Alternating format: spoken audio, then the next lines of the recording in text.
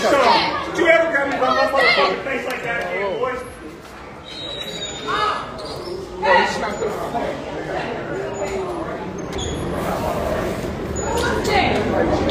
Damn.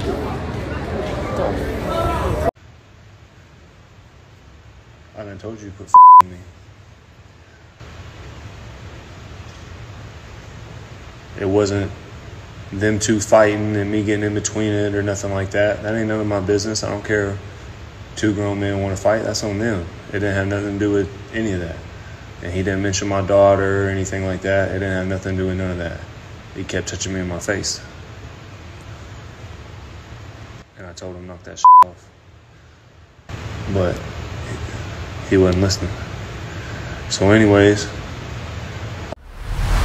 Caleb Plant puts an end to all the rumors, breaks his silence, and explains why he slapped Big Charlo, Jermall Charlo. Keep running your mouth.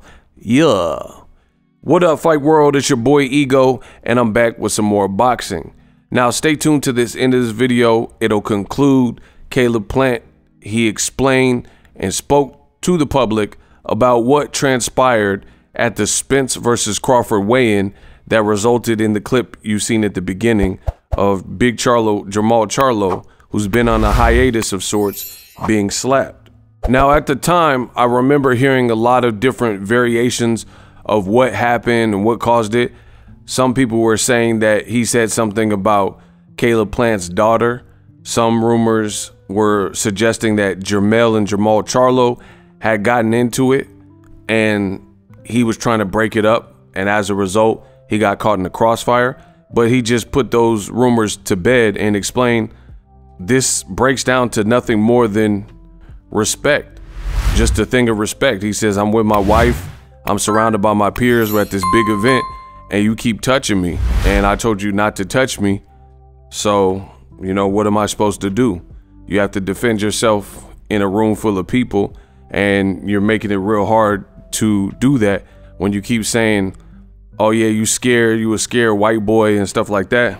You know, so Caleb, it sounds like if that story is accurate, you know, his version of events, it sounds like he was backed against the wall and, you know, he had to do something for his pride because Jermall Charlo was trying to punk him and say, hey, you just do a WB, you scared, look at you. And he kept touching on you. He said, and you kindly asked him not to do it.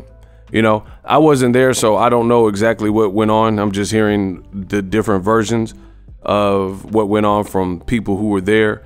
And now we're getting Caleb Plant breaking the ice, breaking his silence. Let me know what you guys think. All I know is, for a fact, I would love to see this fight as a pro. What happened outside of the ring, nobody gets paid for that. But these two are prize fighters. Jermall Charlo's been on a lengthy hiatus and layoff, so he needs to get back in the ring. Caleb Plant is coming off a loss to David Benavidez, took some punishment in the later rounds, started off very well in that fight. A couple fights before that was stopped by Canelo. So that would be a great first fight for Jermall Charlo moving up to 168. I don't know how comfortably he can make 168, or rather 160. Because he's been out the ring so long and he's a pretty tall and big dude. So a lot of it just falls on Jermall. It sounds like he's had some things that have kept him out the ring that were outside of the ring, and he has to clear his head before he gets cleared by the commission and doctors and whatnot to perform and fight under the bright lights. So let me know what you guys think. Jermall's been out since the Montiel fight. Caleb Plant just fought March 25th, my birthday. And it was a great spirited effort. He explains what went wrong, what went left. Let me know what you guys think. Roll the clip. It was just me